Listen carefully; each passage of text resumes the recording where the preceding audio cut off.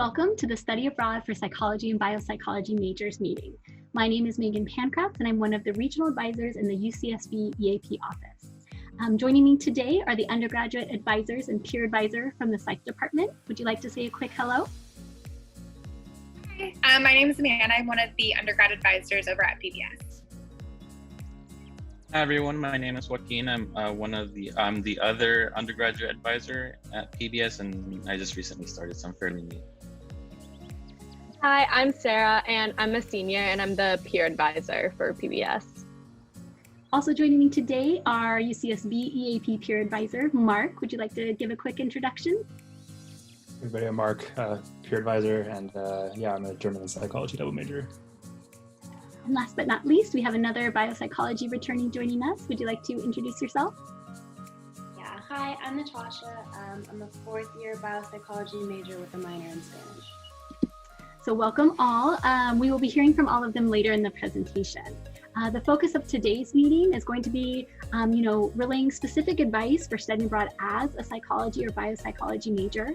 We plan to cover the why you should study abroad as a psych or biopsych major, where you might consider going given your major, and how you can figure it all out in the resources that are available to you. And finally, we'll be hearing from returnees who recently returned from abroad. So the why. By taking major courses abroad, you can stay on track to graduate on time, or we even had students able to graduate early. We assume that you've chosen your major because it interests you, so why not pursue that interest in another setting that will offer you new perspectives? You may even find courses that can count towards your major that are not offered at UCSB. I know I've heard from past psychology majors who were excited to study organizational psychology abroad, a subject that they hadn't been able to take at UCSB. In addition to coursework, you can pursue an internship or conduct research related to your major abroad. On this slide here is Xin Yang, who went to Hong Kong and was able to partner with a faculty member there in psychology. And this can be a great way to delve deeper into your major abroad, but also gain that research experience that can look great on a future graduate school application. And in general, whether you intern or conduct research or not, study abroad can be a great way to grow your social and professional networks. Other psychology majors on this slide, you can see Lucia really enjoyed the semester system at her host university, much longer and allows for kind of more time to absorb your subjects than our fast-paced quarter system here at UCSB. And Lily has some just great advice for going for it. You'll also make yourself more marketable. So all of you, be graduating from UCSB with a degree in psychology or biopsychology, but you can really help yourself to stand out, in that first job interview or on that resume or in that graduate school application with your study abroad experience. Mark, why do you think it's important for psychology majors to study abroad? I think for me personally, I studied in Berlin, and Germany has a very different perspective on psychology than America does. One of my favorite classes was a industrial organizational psychology class. It was called job crafting, and it was really cool to see how different countries, interact with the subject that you're studying in America. And so I think just, getting that experience is really important.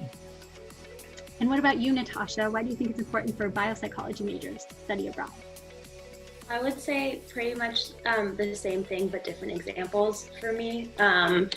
Again, every country sees psychology a bit differently. It all evolved differently in different places based on their influences. And so for me, I studied abroad in Chile, which is South America, and I took a class called Personality and Identity, but it was very psychoanalytically focused. So I learned a lot about Freud and a lot about all of Freud's kind of thoughts, much more than just like the Oedipus complex, but like way deeper into him. And I think that was very interesting for me because the US doesn't really have that much of a focus on what Freud does, and whether or not it was true or not, it was still very interesting to see that the universities took quite a bit of a like to him in Chile, and that they used his approaches, not all of them, but they found them important to teach.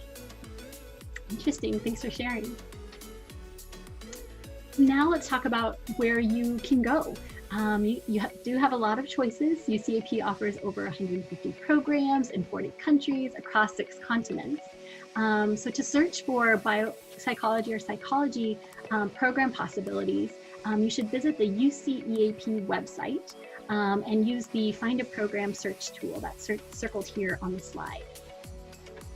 So without narrowing it down, you'll see all those 150 plus program options, but by identifying first the discipline and then subject area, you can narrow down your possibilities. As you can see, there are 70 programs that UCEAP offers that offer coursework in psychology. So again, lots of options out there for you to pursue your major studies abroad. And you can further narrow down your choices by selecting the language of instruction, your desired term, and more. So we do encourage you to use this Find a Program search tool. Play around with it, explore your possibilities.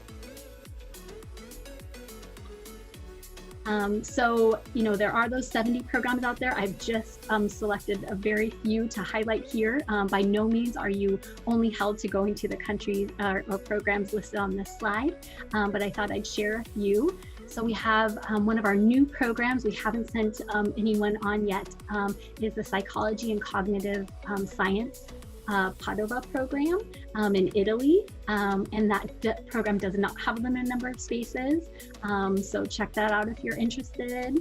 There is a psychology and neuroscience program offered at one of our host universities in the Netherlands, but do note this is one of our impacted programs, so there are limited spaces available.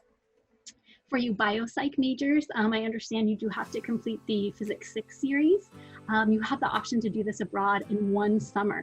It can be quite intensive, but what a great environment, not just sitting in a classroom in Santa Barbara, but you could be near the beaches in Cyprus or the Opera House in Sydney. So we do offer this program for UCSB students in 5 different locations, and there are limited spaces available, and their applications are accepted on a first-come, first-served basis. So I encourage you to visit our UCSB EAP website to learn more about the application process specifically for summer physics. Or you can choose to come to our summer physics info meetings. We're also having country-specific info meetings throughout the rest of the month and into November. So this can be a great place for you to go and learn more details. So we mentioned a little bit about the internship and research opportunities that you can take advantage of when studying abroad. We highly recommend it. We have programs with built-in internship components to programs, but many of our programs, especially the immersion programs, actually offer you to secure your own internships. We have a UCSB EAP specific scholarship for students wanting to intern for academic credit in select programs in Asia.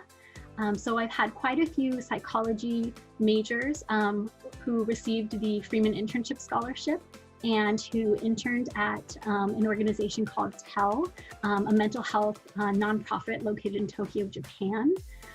Featured here on the slide as well is Tally, who studied abroad in Melbourne, Australia, and she was able to conduct research in a neuroscience lab during her semester. And both of these opportunities were kind of the find your own option. So the students went out, did their research, and contacted these organizations or labs to set up their opportunities. In addition to internship built-in programs, there are also some programs out there with a built-in research component as well.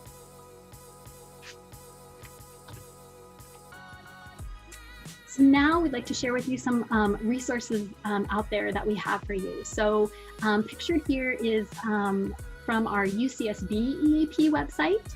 And this is the website where you can find campus-specific information. By clicking on the Academics tab at the top, you'll find a drop-down menu which will take you to the advising pages for all the majors on campus.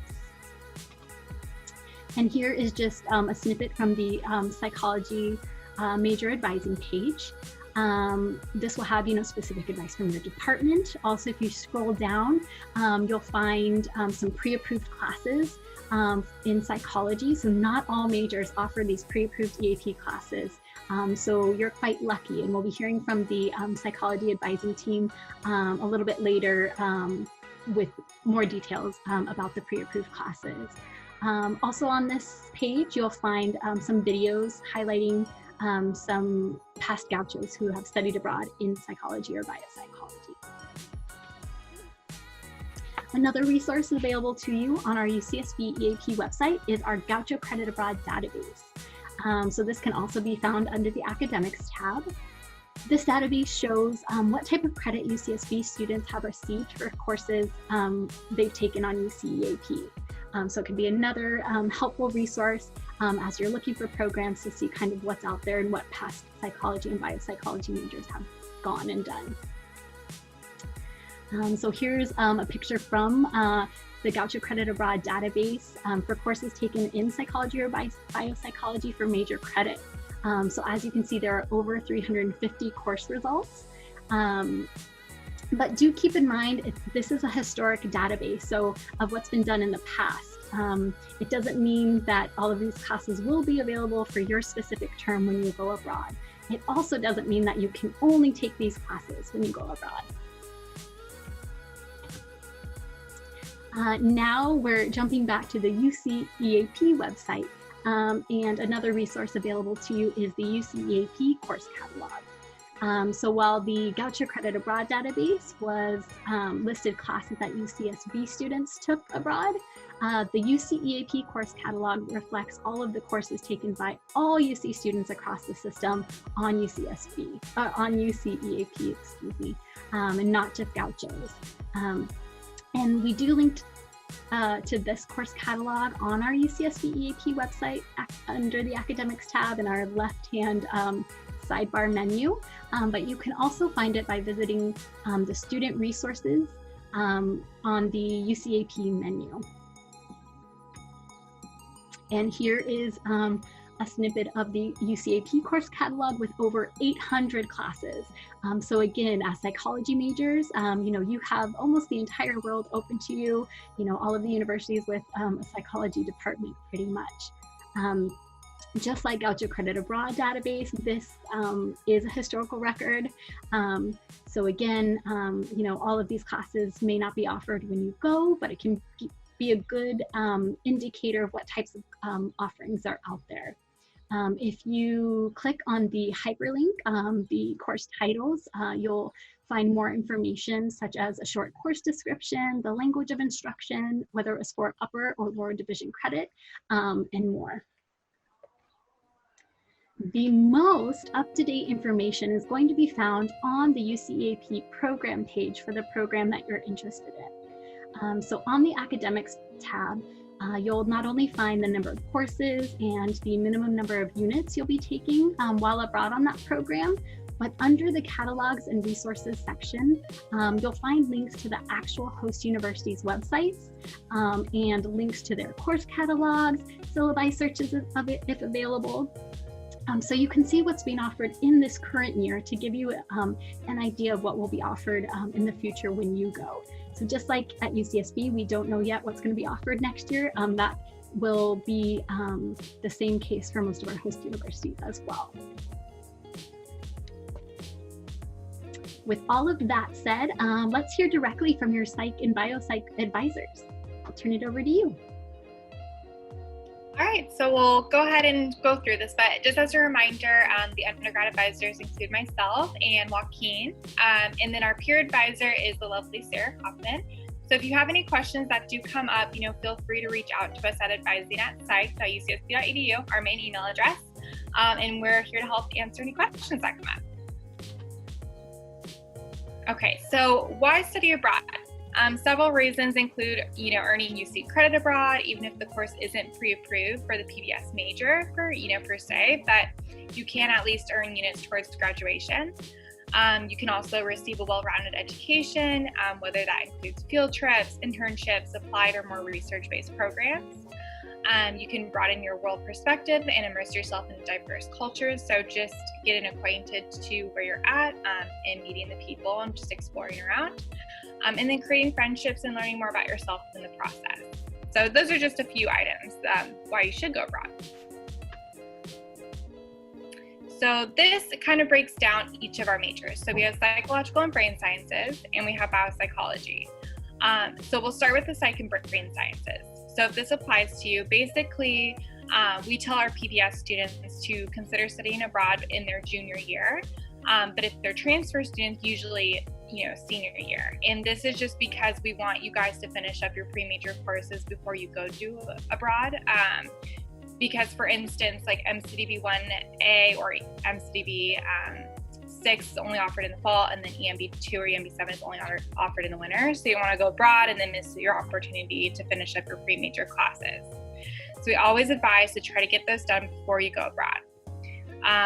But yeah, a lot of PBS students, they might study abroad for a year, they might go just for a quarter. It's totally up to you on how long you want to go. And then we'll go over to biopsychology. Basically, it takes a little bit more careful planning if you want to go abroad. We let biopsych students know that they can take some lectures abroad. Usually there aren't labs abroad that are offered for biopsychology, but it is a little bit more limited, which is why we also give you up to 8 units of upper div elective credit for biopsychology. So that's anything Psych 110 plus, or even like Psych, say 105 or 102, maybe you take a couple of breath courses, you can count that towards the elective credit as well. And then we also kind of recommend for biopsych transfer students that they maybe go abroad during a summer, perhaps. It's just a little bit more tricky sometimes, just because usually biopsychology, the pre-major requirements take roughly 3 years or so just to get everything done. So we just don't want anybody to be in a funk before they go abroad and then come back to UCSB. And then just another note on that, once accepted to UCEAP, just please go ahead and email us at this moment. If we're back in the office eventually, you can come in as well, the EAP academic planning form, and we'll just go ahead and go through that and just make sure everything looks good in terms of your course scheduling and where you're at with your degree program. And we also really recommend that you guys use our PBS EAP equivalency log, which just shows you a pre-approved list of site courses. And we'll show you what that looks like on the other slide coming up. So this is what it looks like, and here's the link to our database that we have, and it's also on our website if you go check it out, just under EAP Study Abroad. But you'll see here, it'll list, the institution that you're planning to go abroad. So let's say you want to go to England, and then you look at maybe one of the universities in London, and you can see on the drop-down menu the courses that are already pre-approved for us for site credit. If it's not on the list, then it's not pre-approved, and you'll have to submit syllabus to us probably before you want to go abroad, just so we can tell you if it's going to be approved for site credit or not.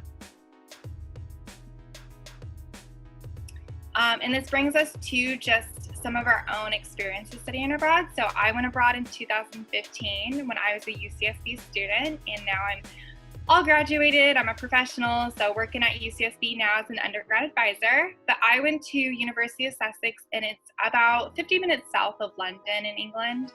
And it was such a fun experience. I went with a lot of other UC students all over California. There was a couple other students from, throughout the United States who also came and studied abroad. So it was kind of cool. I actually met a lot of my good friends that went to UCSB abroad. I didn't know them prior, and then we continued our friendship, after, and I still see them and I still talk to them.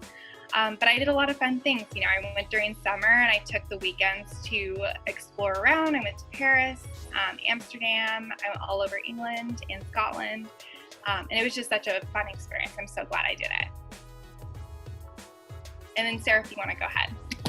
Yeah, so I went 2 summers ago. I went to Maastricht University, which is in the Netherlands. It's about a couple hours south of Amsterdam, and it's also pretty close to Brussels in Belgium.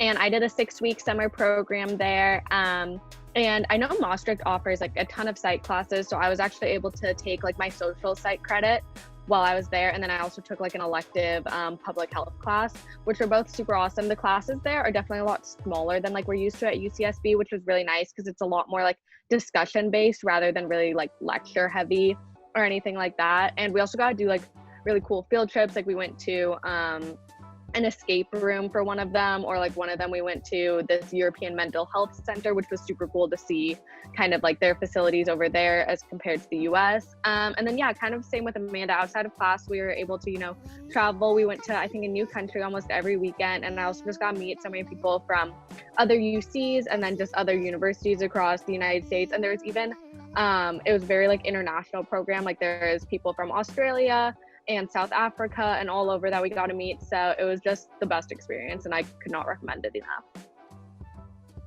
Thank you for sharing.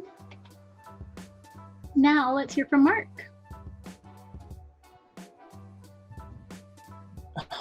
Yes, hello. So yeah, I studied in Berlin at Humboldt University. It was a really cool program. Germany has really good psych programs, so I was really comfortable with like the level of psych that was happening. One thing that was interesting was taking courses in a different language, and it was definitely a little more challenging at first because you just kind of have to get used to the sort of code switching of going from like all English classes to all German or whatever language you're speaking classes. But you get used to it pretty quickly, and once you're kind of in the swing of things, it gets a whole lot easier. And I was there for the year. Well, it was supposed to be the year. Unfortunately, because of COVID, it cut a little short. But I think that if you can, definitely go for the year. There's sort of this feeling that you get like 4 months through where you're finally like, yes, I'm at home now. Like, this is where I am. And if you only do one semester after 4 months, you're usually gone at that point. So highly recommend the year. And I loved Berlin personally. Just looking at the photos on the slide, the one on the left was actually kind of an impromptu hockey game that my friends and I went to. It was actually it was like one of the like best hockey games I've ever seen. It was super like action packed and really fun. And that's like one of the cool things about going abroad. You just do these like really random things where afterwards you're like, I probably never would have done that in the US. Like when would I have gone to a hockey game? So that was a really fun experience. The photo in the middle is the German Reichstag, which is the parliamentary building. It's where like Angela Merkel and kind of a little squad get together and make German laws. It's a beautiful building, and my friends visited me from London and Madrid, and we had a fun time exploring Germany. And then the picture on the right is the Holocaust Memorial, which a little more sobering, but I think that's an important part as well of going abroad. You kind of see like what culture and history have or how they've developed abroad, and how different cultures put different values on things, and how you recognize the past. I think abroad has really shaped my future as well. I'm now highly considering a master's program in Germany, because I actually had a couple of friends pursue that, and they're having a really great time. So now I kind of see it's possible. So I'm really thinking about it, and I think just my future in general has a lot of just traveling and seeing the world in it. I think that going abroad is a really amazing experience, and I highly recommend it for anybody who's doing PBS and even biopsych. I know personally for PBS, it's not too hard to get your classes approved, and you always have that what do they call it, the extra 16 units that are kind of a little more liberal. So if you want to do some like cooler classes, you can do that. So highly recommend, and that's all for me. All right, thanks, Mark. Please hold your questions for the advisors, for Mark and Natasha, who we'll hear from next, until the Q&A at the end. So Natasha, you're up. Yes. Hi, everyone. So I studied for approximately 7 weeks in the spring term before COVID hit. But it was, I think, the best 7 weeks and the most enriching experience I've definitely ever had. In terms of classes that I took, so I have a Spanish minor and a biopsych major, so I did half and half. So I did a Spanish literature class, and then I did a Quechuan class, basically, which is one of their indigenous groups in Chile, and that was incredible to me. But this isn't about the Spanish part. So for the biopsych part, I took a personality identity class, which I said was very psychoanalytically focused, which was really interesting. And then I also took a class about play and learning, which is how kids develop through play, and how play is kind of like tends to be a universal part of our lives. And those are 2 classes you wouldn't be able to take at UCSB, and especially as a biopsychology major, we don't really have, or as me as a biopsych major, I don't have those kinds of options all the time. So it was really incredible to kind of see it from their point of view. And yeah, I took those in Spanish. I took all my classes in Spanish. Like Mark said, in the beginning, it's kind of daunting. You only speak Spanish. I actually also speak German. And for some reason, people in Chile also can speak German, quite a few of them. So I was able to do like a little bit of a triple language thing. But don't go in expecting that. So that was kind of difficult at first. They speak really, really quickly in Chile, especially. And they don't really pronounce their S's. So in the beginning, I was very lost. But you become like much more accustomed to it. And by the end, now that I'm taking my Spanish classes here, I'm kind of like, wow, they speak a lot more slowly. And it's a lot more feasible. So that's kind of another really good part of it. And then I wish I'd done a year-long program. Obviously, I could only be there for 7 weeks because of COVID. And I also didn't really have the option to do a year-long program, but I completely recommend it if you do. Like Mark said, you kind of go in, and then after a couple of months, you may feel like that's your home now. For me, it took maybe like 3-4 weeks. I just really vibed with Chile. So I was really into being there, and really, really upset when I had to leave. Because it just felt like home already to me, even though I'd only been there for such a little amount of time. Then you can see, yeah, look at the photos. So I did a lot of like landscape photos, not really any of me, just because I feel like Chile is so beautiful and it's often kind of not thought about. Not that it's not thought about when people go abroad, but a lot of times people want to go to Europe. I think you should go to South America because it's just as cool. So the one in the top left, this is called Valparaíso. It's like San Francisco. It's known for its murals. They have murals absolutely everywhere, all around, and it's a port town. It's super beautiful. They have really great food, and walking around, you're very astounded by how amazing like a place can be. And then down there in the bottom left is me, hopefully me, I think it's me, surfing, which I'd never done in Santa Barbara. So this was kind of the first time I was able to do it. And that was super, super fun. And then in the middle top, that is Santiago. So that's where I was based, in Santiago, Chile, which was it is their capital. So you can see the mountains in the background. That was also really cool, is you're completely surrounded by mountains, which is a little bit different from UCSB, where you have mountains on one side, ocean on the other. But about like a 2-hour bus drive away, there is the beach. So this was a place called Algarrobo. And then on the right, which is something I'll talk about, but if you guys ever want to talk about it, I love talking about it. It's called the Estallido. So Chile, when I got to Chile, I don't know if you guys ever heard about it on the news, but in October of 2019, they basically had what was called an estallido, where they had a huge rebellion against their government. And there was a lot of violence, and you may have seen things about the police shooting them in the eyes with rubber bullets. Like, those things definitely happened, and there was a lot of chaos. So I came into that following January. And so what you'll see in this picture is you'll see a lot of graffiti, or I guess the question is it really graffiti, or is it, kind of art in itself, over an art museum, one of the main art museums in Santiago. And you can't read what it says, but it probably says something along the lines of acabo or si apruebo. Yeah, so those are kind of like, Chile was basically like, and still is, very against their government and how their government is run. So kind of like what we've seen here with the Black Lives Matter protests, just more general to the Chilean government in general, with the police being very forceful and a lot of young children, like 13 to 16, being the main protesters. So overall, it was like a very interesting place to enter at that time, during their estallido, and being kind of like an outside person looking in, definitely. So that's another thing. Although it didn't seem extremely safe, and some of my friends and my family were quite worried and almost didn't want me to go.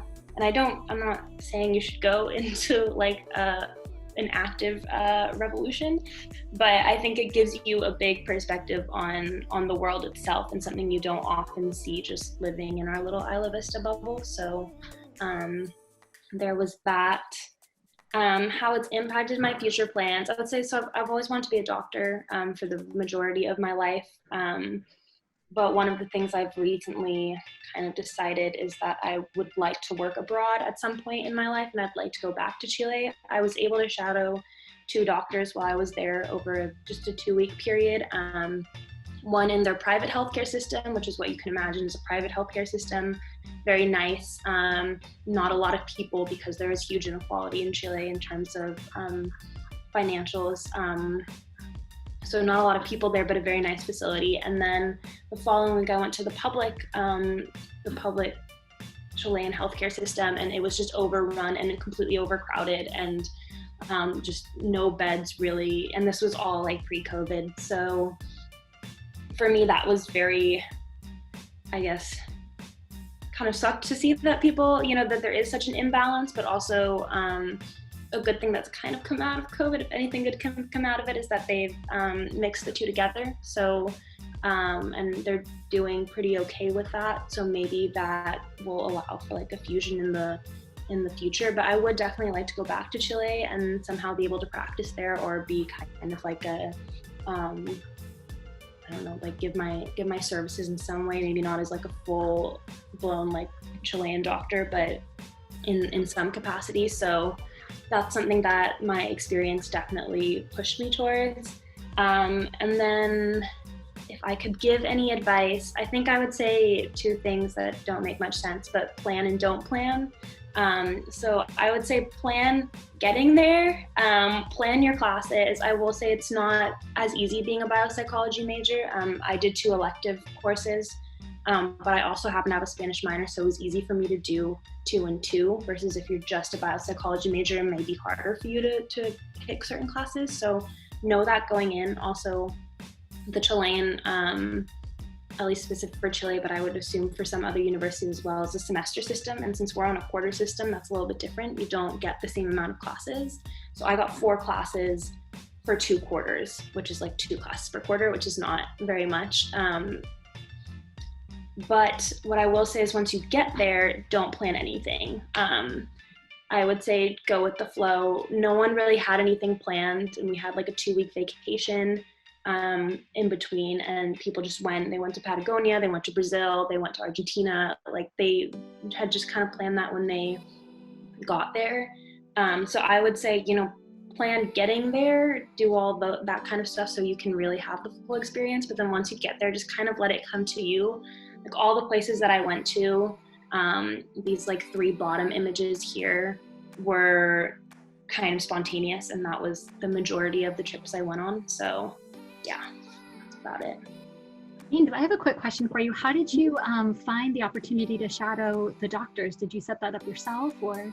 I did, yeah, through a family friend before I left for Chile. We asked if it was possible for me to look. But what I will say with Chile is that, it's just something I was going to mention at the end, but I guess I'll just mention it now, is they do have a kind of like a built-in internship system, which is something I actually wasn't aware of until I went.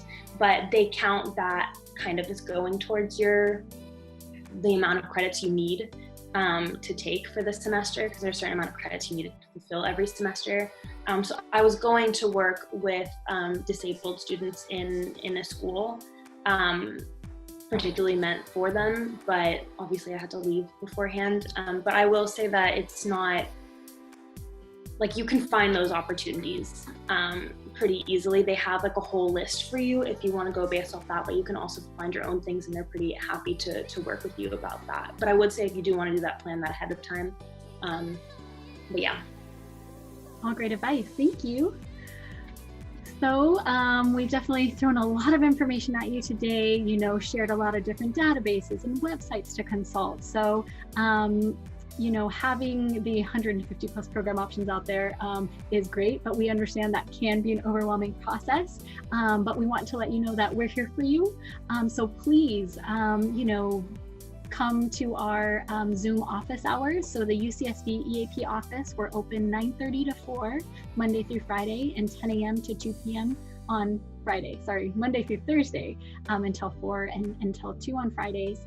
We have our peer advisors like Mark, who are anxiously waiting to meet with you and answer your general questions. If you have more program specific questions, regional advisors like myself hold weekly drop-in hours, so you can make an appointment with us. We're here to help you navigate, you know, yourself through the study abroad journey. You know, we do recognize that UCEAP offers a wide range of programs, different types, different terms, different countries, languages, and systems. And these programs are for all UC students across all 9 UC campuses. So unfortunately, it's not as simple as saying, oh, you're a biopsych major, go here, go to this university, take these classes, and this is how it will count. It's a little more complex than that. So please do consult with us. We are here to help. And lastly, just some final words of wisdom. You know, do start planning now. Even for freshmen on that call who might not be going until junior year, it's never too early to take the time to research. Doing so early, you know, you'll have more options for you and more time to find that program that will be truly the best fit for you and will best fit your needs and your goals. We invite you to attend more of our virtual info sessions. So as I briefly mentioned earlier, we have some country-specific informational meetings happening. We also, for any double majors out there, have more major-specific meetings coming up. And as mentioned at the top of the presentation, we do have our general info session, Study Abroad 101, every Friday at 2 p.m. and our cost and scholarships info session every Friday at 3. We'd love to see you there. You know, start consulting with your advisors at your department level, at your college level, in our EAP office. And remember, you know, if you don't apply, you can't go. It doesn't cost anything to apply. So we hope you'll consider submitting that UCEAP application. So this concludes our presentation.